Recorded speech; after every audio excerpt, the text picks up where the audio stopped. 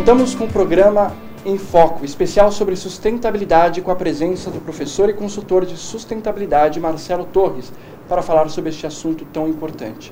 Marcelo, um assunto que a gente não tocou muito nesse programa, mas que é muito importante, é sobre a questão da sustentabilidade humana, o social, porque o social também é sustentabilidade, né? Exatamente, esse é um ponto bastante interessante, Anderson, de você tocar, porque é muito natural, pela moda que o assunto pegou, da gente falar das questões ambientais, das questões do planeta, das questões da qualidade do ar. Mas a gente precisa considerar também que nós estamos vivendo num modelo econômico, num modelo de vida que esgota as pessoas e que limita as pessoas a exercerem o seu potencial, terem qualidade de vida. Então, quando a gente fala da dimensão social, não é só corrigir as distorções de alimentação, de moradia, de renda, de capacitação. O que a gente precisa ressignificar também é a capacidade das pessoas terem uma vida de família, em família boa, terem uma boa vida de lazer, e não só esse estresse, essa loucura que a gente vive, trabalha e sai correndo no final de semana, no feriado. A questão social, eu prefiro dizer humana, porque social parece que não é ninguém, ao invés de falar sociedade, eu prefiro falar pessoas. Como que a gente pode viver de uma maneira mais sustentável, mais equilibrada, menos acelerada? A pergunta é, será que a gente precisa de tanta velocidade? Eu também trabalho num ritmo alucinante, o ambiente que a gente vive é assim, mas a gente precisa trazer de volta significados da relação pessoal, como, por exemplo, o convívio, a relação, a interação. Eu falei agora há pouco sobre essa questão das pessoas ficarem enclausuradas nos seus ambientes. Isso é péssimo para a qualidade de vida. O ser humano é um ser social, é um ser relacional, e a gente precisa colocar essa dimensão também na balança. E qual dica que você dá pro senhor, para a senhora que está ali nos assistindo agora? Eu acho que um ponto de partida é a pessoa parar para pensar se os hábitos de vida dela, a forma como ela vive, a como ela se relaciona, é exatamente aquilo que ela gosta. Se isso faz bem realmente, ou se ela está repetindo um jargão, está repetindo uma frase pronta de dizer a vida é assim mesmo, é corrido. Eu não sou de São Paulo, eu estranhei muito quando eu vim para cá, eu sou de Minas Gerais, as pessoas falaram assim, como é que você está? Está corrido. E está corrido significa estar bem. Ou seja, eu estou muito ocupado. Será que é isso mesmo que importa? Então não é questão de voltar a morar em aldeias, em vilas, em palhoças, em tribos, não se trata disso, mas se trata de colocar um maior equilíbrio de qualidade de vida na nossa rotina. Alimentação, exercícios físicos, boas relações pessoais e boas relações de respeito, porque a vida em cidade grande vai hostilizando as relações pessoais, as pessoas sem perceber, elas estão avançando um carro sobre a outra só para ganhar uma posição no semáforo. Pois é, Marcelo, temos um fato curioso agora. Na Alemanha já existe navio cargueiro sendo puxado por vela para economizar combustível. Este navio é puxado por uma vela que funciona como uma asa de avião. Controlada por um sistema de piloto automático, pode ser ligada ou desligada de acordo com as condições do tempo. Ela é responsável por 30% da força que o navio emprega para navegar em alto mar. A força da natureza ajuda não só na redução de energia, mas na economia de dinheiro. Em uma viagem intercontinental entre Alemanha e Brasil, um navio cargueiro chega a gastar, em média, 300 mil litros de óleo diesel. Com o auxílio do vento, este mesmo navio chega a economizar 60 mil litros de combustível. Isto impede a emissão de 200 toneladas de dióxido de carbono na atmosfera. Fato curioso, né, Marcelo? Essa é a tendência, o mundo, novas perspectivas para todo tipo de combustível, de tecnologia? Sim, essa é uma tendência irrevogável e é interessante a gente parar para pensar por que nunca ninguém fez isso antes.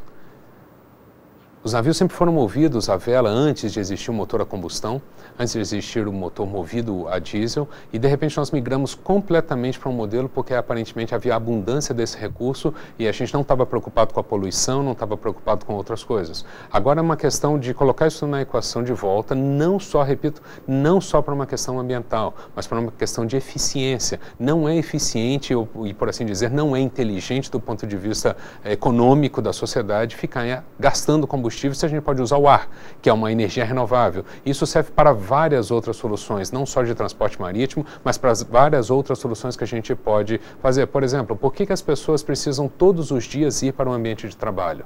As pessoas não poderiam trabalhar de casa num sistema via internet, com seu BlackBerry ou seu outro equipamento celular conectado ao seu trabalho? As pessoas não poderiam fazer um dia em casa que ela pudesse ficar com o filho? Por que ela tem que fazer um horário de trabalho e bater ponto? E essas questões questões estão vindo mais frequentemente à tona e as soluções, as inovações estão vindo. Já tem empresas, por exemplo, nos Estados Unidos que contratam o serviço de call center, onde as pessoas trabalham de casa. E ela estimula, inclusive, que mais de um membro da família preste serviço. Então, naquele horário, de 2 da tarde às 18 horas, a pessoa vai ficar disponível para receber ligações e ela vai receber ligações em nome da empresa, mas trabalhando da sua casa. Existe uma linha de pensamento, Marcelo, que diz que as pessoas hoje em dia estão trazendo o trabalho para casa. Você deu uma opinião um pouquinho contrária a ela. O que você acha disso? Não é trazer o trabalho para casa? O problema não é trazer o trabalho para casa, é trazer o excesso de trabalho para casa. Se as pessoas podem evitar o trânsito, evitar o deslocamento, para algumas pessoas isso funciona. Ela pode trabalhar de casa e depois, no meio da tarde, ela pode fazer uma atividade física e depois continuar a trabalhar. E se ela pode criar um ambiente de trabalho adequado e saudável na sua residência e conviver com a sua família, com a boa alimentação, evitando o deslocamento, isso pode ser saudável, isso pode ser produtivo. Muitas pessoas que já trabalham em casa, o home office, como se diz, já têm resultados de ganho de produtividade, porque ela não passou pelo estresse no trânsito, ela não teve que bater ponta, ela não teve que passar pela catraca, ela gastou menos em alimentação, ela teve que gastar menos com o vestuário e ela se dedicou mais àquele momento ali de trabalho. Então, a questão não é trazer o trabalho para casa, é criar alternativas para o trabalho ser mais prazeroso, ser mais agradável, ser mais produtivo e não só trazer o acúmulo, o excesso de trabalho para resolver que não dá para fazer no escritório. Agora há pouco você citou que as pessoas não pensavam dessa maneira antes. Por que as pessoas não pensavam? Não pensavam por uma questão muito simples. A gente vive num modelo que foi desenvolvido nos últimos 2 séculos, a partir da Revolução Industrial, que é fazer sempre mais com menos, mais com menos. Então, o excesso de ganho de produtividade foi nos levando aos extremos. E esses extremos hoje mostram que a gente vive num modelo insustentável. E é isso que a sociedade está questionando, é isso que os estudos científicos estão provando que é insustentável esse modo de viver. Você acredita que a gente está no caminho para a mudança? Estamos no caminho, a gente precisa acelerar. E existe muito espaço para inovação. Eu gosto sempre de falar com estudantes, com jovens profissionais, que existe um espaço muito grande para trazer soluções como essa solução simples aí. Em todos os ramos de conhecimento, em todos os ramos da atividade econômica. Há espaço para inovação, há espaço para empreender, há espaço para fazer diferente do que se sempre fez. Sempre um país que tem desenvolvido energias, né? Por exemplo, a energia eólica no mundo é onde tem mais, na Alemanha. É verdade. Você acha que o Brasil, por ser um país imenso, tem possibilidade de desenvolver esse tipo de energia? Tem muita possibilidade. Os estudos comprovam que o Brasil tem uma abundância de ventos de boa qualidade, por assim dizer, que seriam muito ricos para a produção de energia eólica. Mas, como eu disse no outro bloco, a gente não é só substituir um modelo por outro modelo. A gente tem que usar várias fontes de recursos e mais, a gente precisa se questionar até que ponto a gente precisa de energia. Será que nós poderíamos ter algumas soluções, alguns serviços, alguns equipamentos que não usassem energia elétrica, tal como nós a conhecemos? O caso do navio é bastante interessante. Ninguém ficou ali pesquisando como ganhar rendimento no motor, substituir o motor por uma vela. O uso daquela vela para melhorar a tração do navio. Então, a questão não é substituir, mas é incorporar soluções integradas, o que a gente está falando desde o início. Você acha que é viável implantar nas escolas um ensino mais aprofundado sobre sustentabilidade ou não? Acho sim, acho que é necessário e talvez nem precise colocar o nome sustentabilidade. Se a gente começasse nas escolas a ensinar as matérias, as disciplinas de forma mais integrada, matemática com ciência, ciência com português, com geografia com história, o que a gente não pode fazer é tratar os assuntos de maneira completamente separada. Porque o que está acontecendo hoje, os jovens profissionais estão vendo que não adianta ele ser muito bom numa disciplina e não ter nenhum conhecimento numa outra disciplina. Então, um grande serviço que a gente poderia prover para as nossas crianças, para os nossos adolescentes, é promover um ensino integrado, onde a valorização da cultura fosse ao mesmo tempo ensinada com o desenvolvimento econômico, que a história, as artes fossem ensinadas junto com a álgebra, com a matemática, que a trigonometria fosse ensinada junto com o desenvolvimento social, político e econômico. Ou seja, eu acredito firmemente que a gente precisa reintegrar as coisas.